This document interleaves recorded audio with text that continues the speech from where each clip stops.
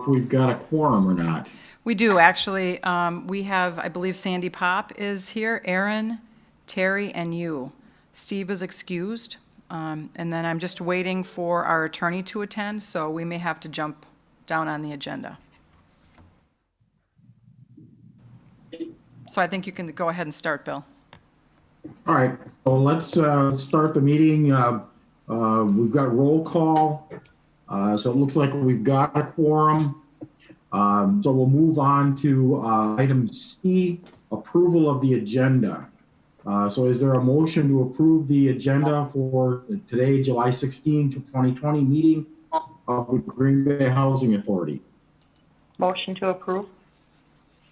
I'll second. I will second. Got a motion and a second. Any additions or modifications to the agenda? And hearing none, all in favor signify by saying aye. Aye. Aye. Aye. Any opposed?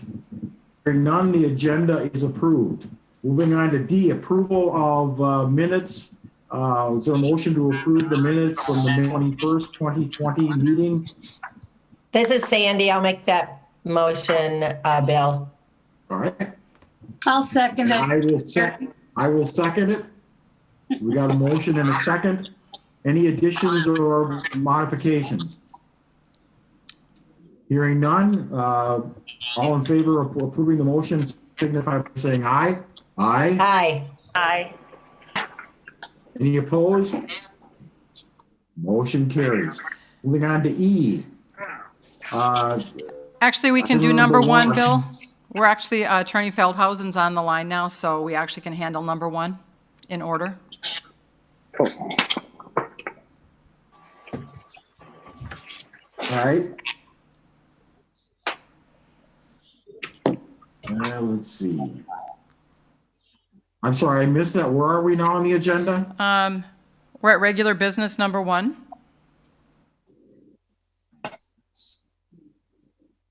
Okay, so consideration with possible action on creation of a separate entity as required under section 18 application. So you can recall at our last meeting, we had some recommendations from our consultant Baker Tilly on what type of entity we should form. It was a recommendation from the board at that time that we should go and seek our own counsel to make an opinion on that, which I did. I contacted the city attorney's office, and they gave me some names of some firms. So I contacted Keith Allen Davis, I think that is the name of the firm. Tim Feldhausen is the attorney that we've been working with, and he's been reviewing our proposal and what we plan to do. He's actually here to speak to that proposal today. As you read in the report, we would have had it in writing, but unfortunately, there's been some issues with the firm and losing their power and access. So I'll let him explain that, but he's actually here today. If you would open the floor to him to speak, I would recommend that. I'll make a motion to open the floor. This is I Sandy. second that. All in favor of opening the floor signify by saying aye. Aye. Aye. Motion carries. The floor is open. Tim, right. go ahead. All right, Tim, you're Hi, on. good morning. Good morning. This is Tim Feldhausen. Thank you for the introduction, Cheryl, and thank you everyone for having me. Obviously, we were contacted with regard to the question of a separate nonprofit, we'll call it legal entity, a separate subsidiary for purposes of Section 18 housing disposition in various stages. And I had the opportunity, I understand you are working with Baker Tilly. And so I did have a chance to talk with Baker Tilly with regard to what they're proposing for the housing authority. And based on that, I had an opportunity to review both the Wisconsin statutes and sort of the setups that other states, other cities within Wisconsin are doing with regard to having a sort of a nonprofit arm or a nonprofit subsidiary or affiliate that will handle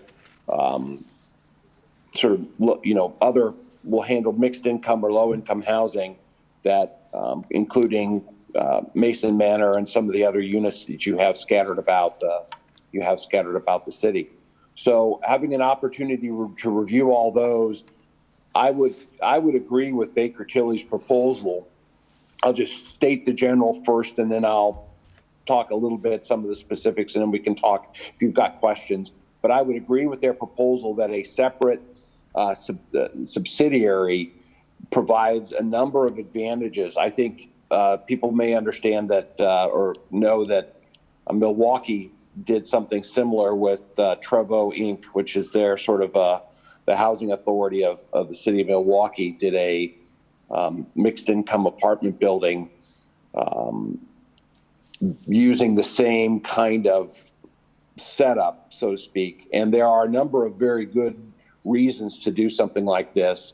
One is administrative convenience, is exposure to liability. Another is flexibility for structuring and finance. Number 4 is the ability to get others involved in this kind of a thing, and others in the community involved. So there are a number of good reasons to do it.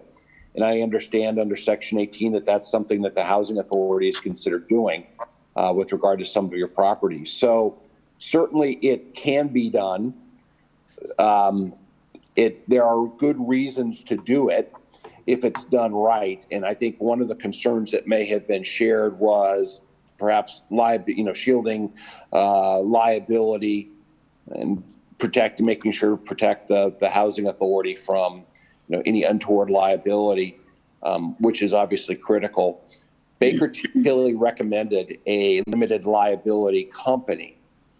Based on that, based on the liability company concept, I think that's probably, I would concur with your consultants from Baker Tilly that that's probably the best setup in this case. It provides the most flexibility. Number 1, it allows you to bring on perhaps some private financing partners down the road if you so desire.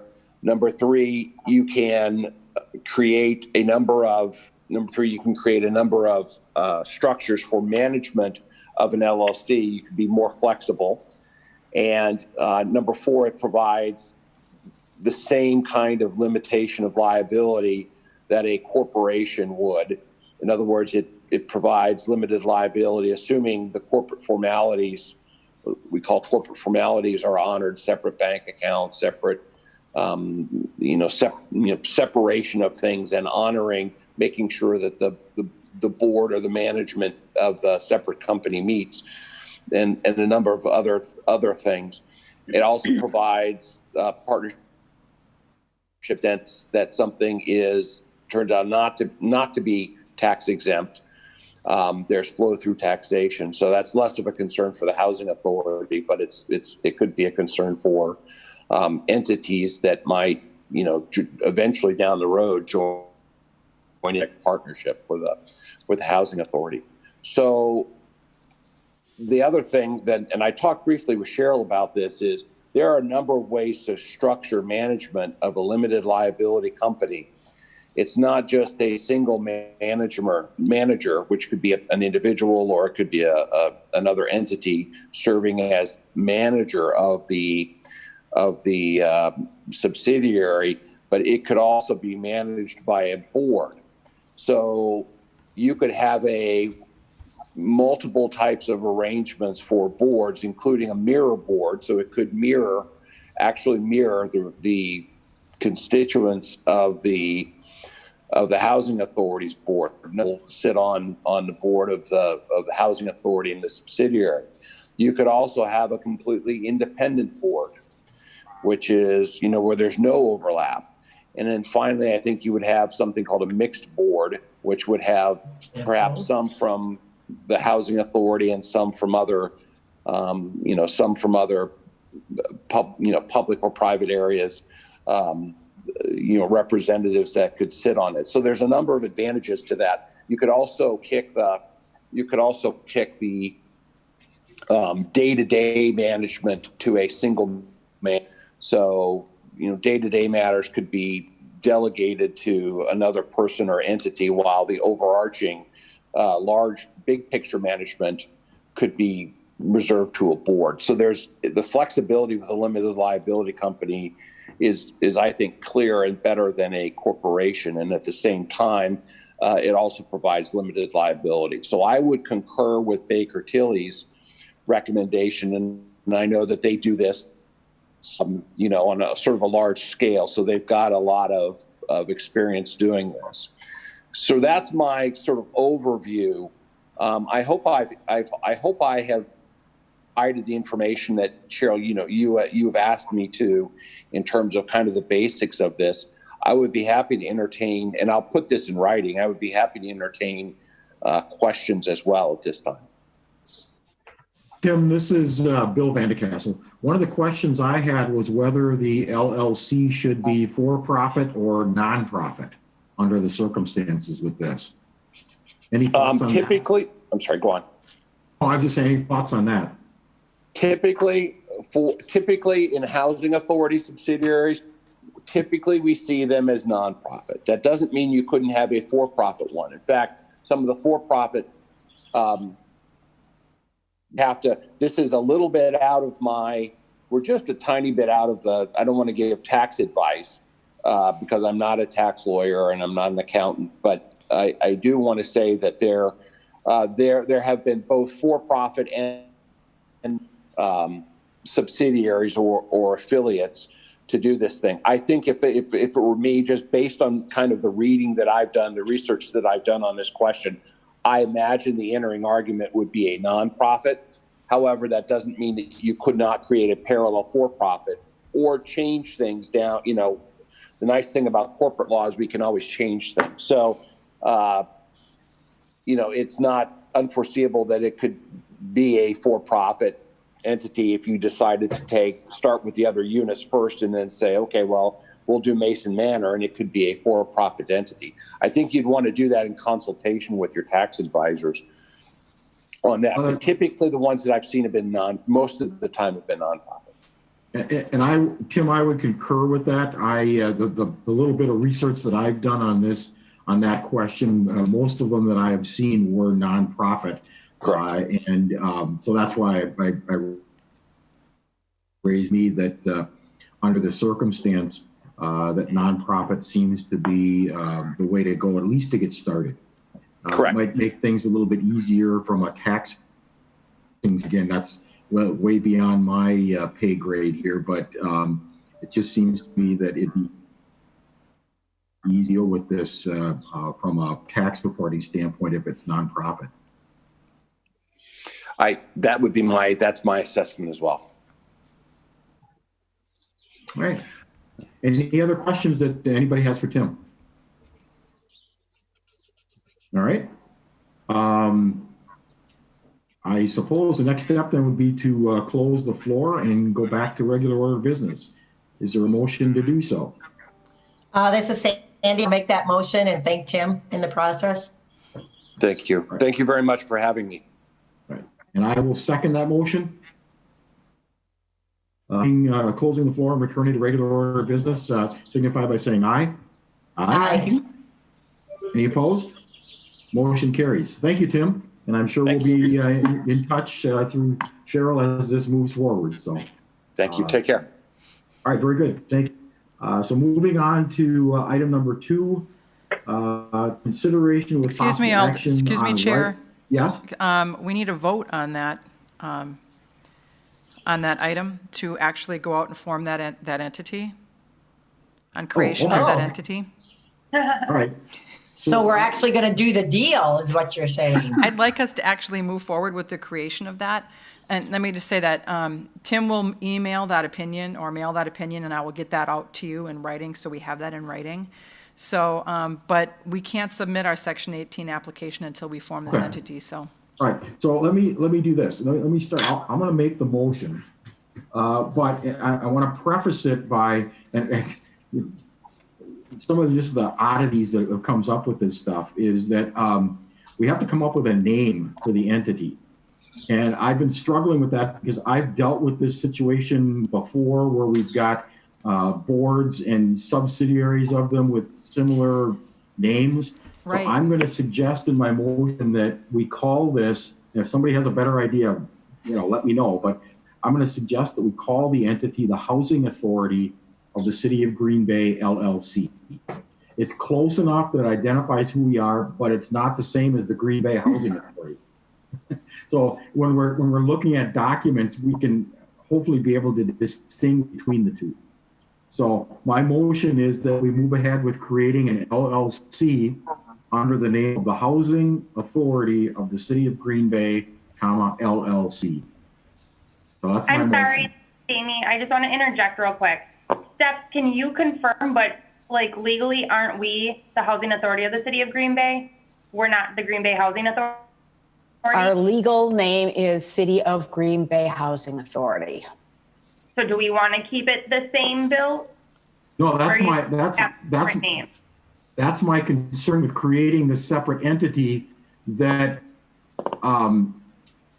it's going to be, I can guarantee it'll be confusing if we use the same name and just put LLC on the end of it.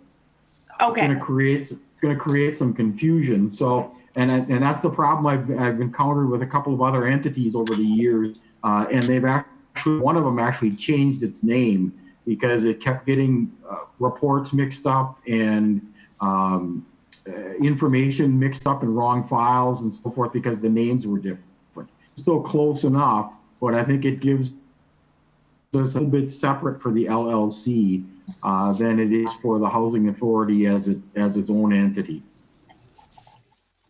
So again, unless you run it by Tim and see what he thinks, but it's just something that's a little bit different, so it's easier to track.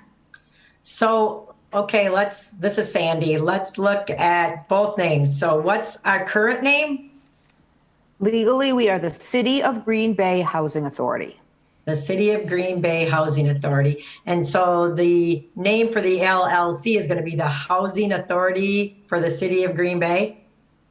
Of the City of Green Bay. Of the City of Green Bay, LLC. Okay.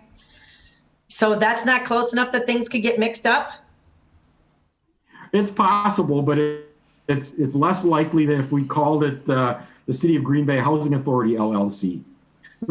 Oh, sure. Okay. All right. I mean, I'm fine with that suggestion, and so I would second that motion. Cheryl, any thoughts on your end on that? I'm getting up there, guys, so I get confused easily. I know. I was thinking What the if same we thing, added, but- Bill, what if we added the word development in our new name in some capacity? So the City of Green Bay Housing Authority has no development word in it. Could it be the Housing Development Authority? Or, if we add a development word, then it's definitely a different entity from. That's fine. Would that be okay? Something like good with that? So it would be what? The Housing Development Authority of the City of Green Bay, LLC. How does that sound, guys? So aren't you the Housing Development Program of Green Bay? We're the Department of Community and Economic Development. Oh, so development's in it. Okay, I'm fine with that then too. So I'll amend my motion to make that change. And I'll amend my Add the word second. development. All right. So we got a motion and a second. Any further discussion regarding creating the entity? No. So it's the Housing Hearing none. Development Authority of the City of Green Bay. Right? Correct. All in favor signify by saying aye. Aye. Aye. Any opposed? Motion carries. Very And then, good. do you want me to work with Attorney Feldhausen to form that, Bill? Yes. Okay. Yes. And as you're going through with forming it, let me just add this. I'll put my attorney hat back on here. There's a couple of steps in the process. The first one is a public filing with the state. It's called a registration statement, and that just puts the name, address for the on the public record. The next step, which is more important, it's a non-public part of it, it's setting up the bylaws. So that's something that Attorney Feldhaus is going to have to work on, and we're going to need to weigh in on as this goes forward. So, go ahead and do the organization part of it, and then also start by having him giving us, sending out to us a draft of a proposed set of bylaw. I'm sorry, Bill, you cut out on me for I'm sure that. he'll do that as part of this. I'm sure he'll do that as part of this, but we need to start looking at the bylaws as well. So your request is for him to send us a draft of the bylaws. Is that what you said? Yes, Okay. yes, thank you. And then I guess looking at the board makeup of this new entity, are there any board members, Sandy, Aaron, Bill, Terry, would you be willing to serve on the new board that's being formed? I see that this being a GBHA, and if there's a board meeting, it would follow directly after. I don't think there's going to be a whole lot of work to that. I mean, other than like approving some things. Actually, it might be the fun stuff with regards to what we might be doing with scattered site capital improvements. But I'm wondering, are any of you willing to serve on that board, so at least we have a base to form? Yes, I will. Me too. Yes, This is Sandy. I will, because we discussed liability, pretty much a moot point. They're really, yeah. yes. So absolutely. And this is, so clarify, because as we age, our memories do too. This is for scattered sites, Correct. not for Mason Manor, just scattered sites. Right now, it's Okay. for the repositioning. I thought that was correct and what we were alluding to, but okay, sounds good. Scattered sites, perfectly. And I'll contact Steve and ask him as well. So, Okay. did you vote? I think you need to vote, right? Nope, we didn't Did you vote already yet. vote? Did we vote already? Nope. I thought we did. All right, so all in favor of that motion signify by saying aye. Aye. Any opposed? All right, moving on then to under regular business, item 2, consideration with possible action on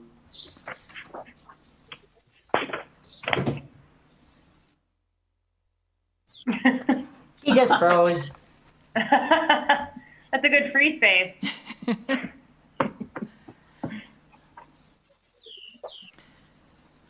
Come on, Bill, you can do it. I'm sorry, Bill, you just froze, so we got nothing. Okay. So we're on to item number 2 under regular business. I think this is, Stephanie, this is you. Yes. So like 6 months, we do write-offs. We didn't have a meeting last month, so I have brought them to you to approve them effective June 30th, so we can backdate them. And to try to recoup this money, it's just that we write them off of our books so that it doesn't throw things out of whack on HUD's end. It's an Well, accounting. it looks like it's a little more than $4,000 total. Is that what I'm thinking? Yes. Okay, Okay? I'll make that Is motion to approve. there I second that motion. Is there a second? I'll second. All right, we have a motion and a second. Any further discussion? Hearing none, all in favor signify by saying aye. Aye. Any opposed? Motion carries. All right. Moving on to informational, we go to the GB bills. Stephanie, back to you. Yes, those were sent out in your packets. There's really nothing new, just regular year-end stuff. Any standouts, Stephanie? Nope, nothing. I mean, I guess the only one is, I think we're finishing up our Millbach construction project, which was a siding and roofing contract. So we're finishing that up. That was a capital funds project, so that money's being pulled from there. I'm just looking through. Nothing stood out to me when I entered them. So, and luckily we actually had some people that we had to give security deposit refunds to.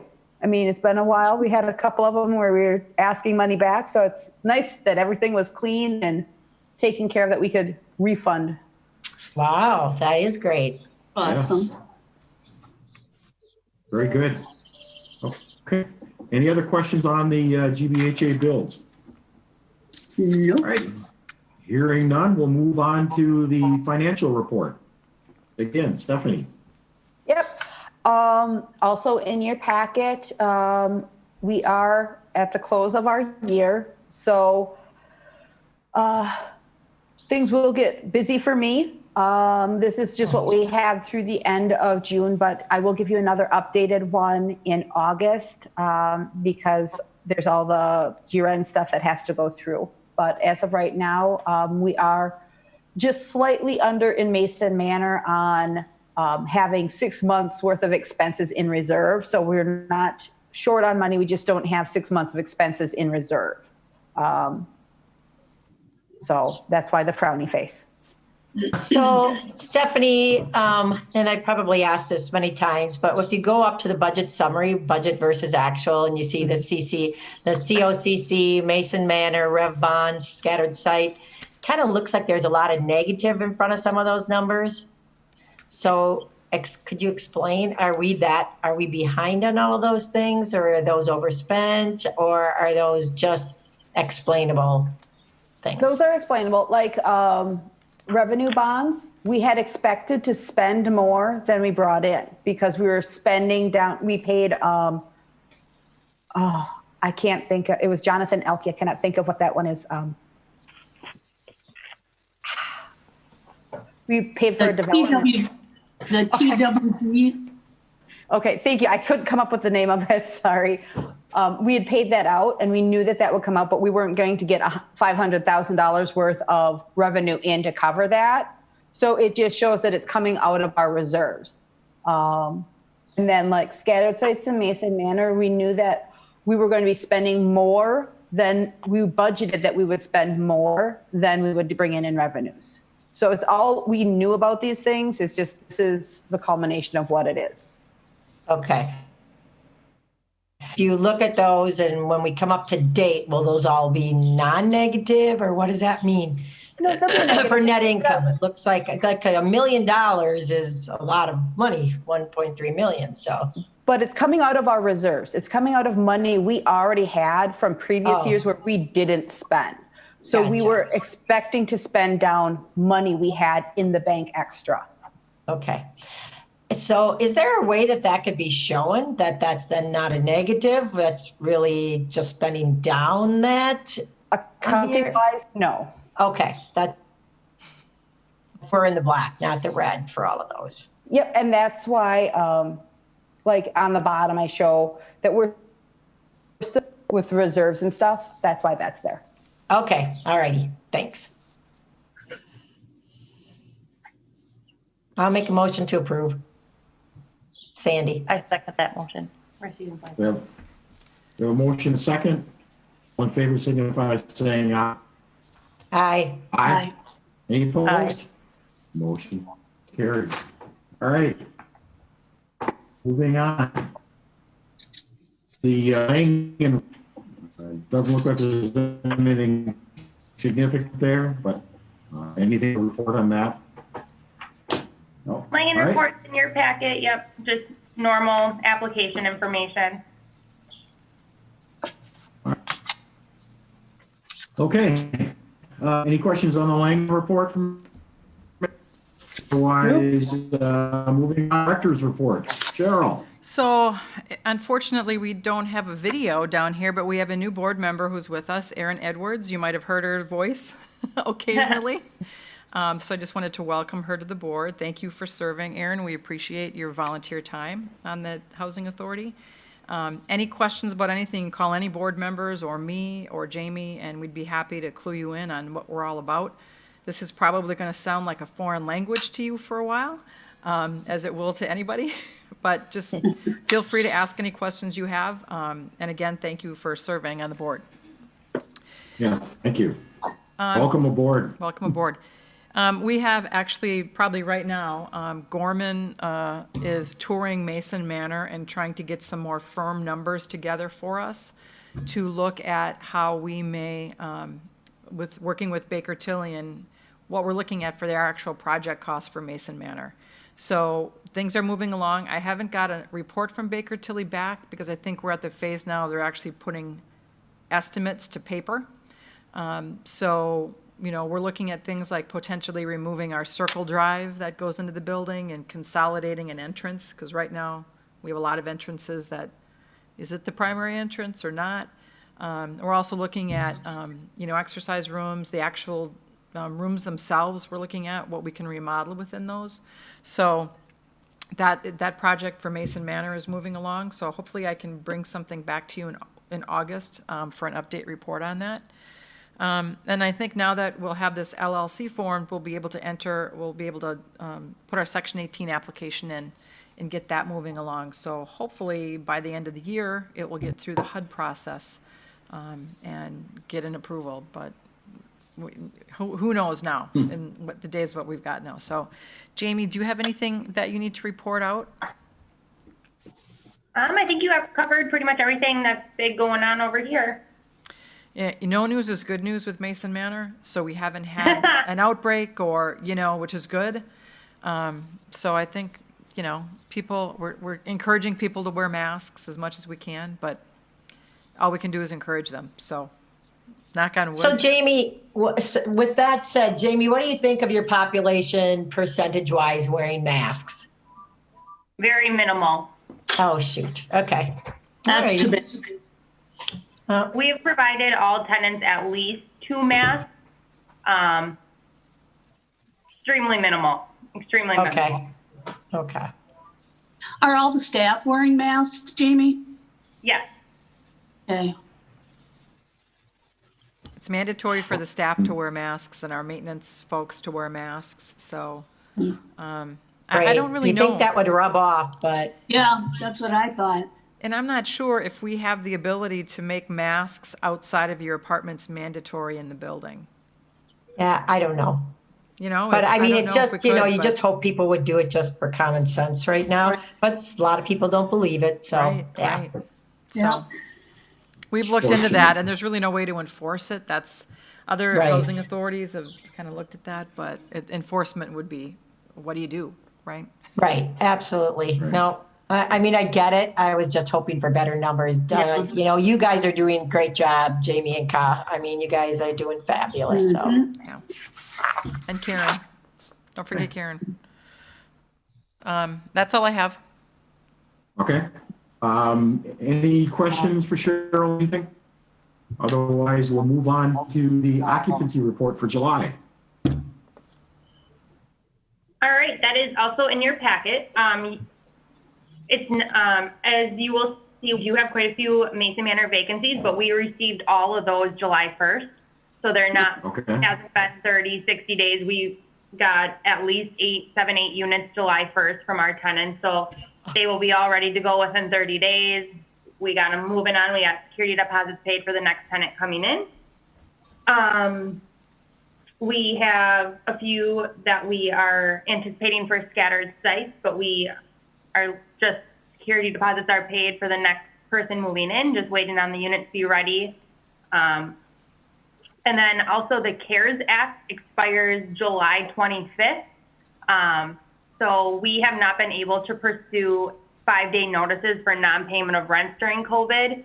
And we charge late fees during COVID. So the state of Wisconsin's ban ended June 1st, but the CARES Act for anything HUD related does expire July. We can send a notice to anybody that's past due on rent July 25th, and we can give them 30 days to get their accounts in arrear or back up to kosher, and then we can start pursuing 5-day notices and late fees starting September 1st. So Jamie, what number would that be happening to? That we can start So we do have a handful of tenants that have paid rent late, that we haven't been able to charge the $10 late fee for. So I could see that affecting, like, across Mason Manor and scattered sites, probably 20 to 30 tenants that will getting the late fees. Oh, wow. For non-payment of rent in general during 5 to 10 evictions in court. Okay. And again, our rent is based on income. If our tenants are not working right now, their rent is going to reflect that. We just have had a handful of tenants not pay rent the last 3 or 4 months. Through late fees or evictions. So Oh my goodness. So really I'm those sorry. numbers, when you look at Just it, another way to take advantage of a system that is there to help them, so. well, and we've So got it's 200 nothing that we're units. targeting families or, you know, they didn't have money during this time and we're evicting them. It's our rent, again, is based on income. It's what their current income is what their rent is. It's just some are choosing not to pay. Sure, And if you look at that number based on 200 units, Jamie, 204. that's not bad, yeah. You know, No. that's really not a bad stat. So, Yeah. No, it's not. You just, it just bothers me that Right, people right. take such advantage of programs just for the fact that they're there. The only thing I would add is that, you know, if there is some COVID-related excuse for not paying the rent, we should accommodate that. But if it's just laziness or Yep, trying to take advantage of the situation, then no problem with going forward. But, you know, if you're aware of some COVID-related issue with that, you know, let's accommodate that to the best that we can. yep, absolutely. Okay. Anything further for the occupancy report? Any questions? All right. Hearing none, I think we are ready to set our next meeting date for August 20th. And then any issue with that date from anybody? Hearing none, I think we're ready for adjournment. Is there a motion to adjourn? This is Sandy. I'll make that motion. I'll second that motion. We have a motion and a second. All in favor signify by saying aye. Aye. We are adjourned. Stay safe, everybody. thanks, I everyone. think it's all. gonna get worse before it gets better. So Just Great to have you aboard, Aaron. I won't Thank be at you. the next meeting.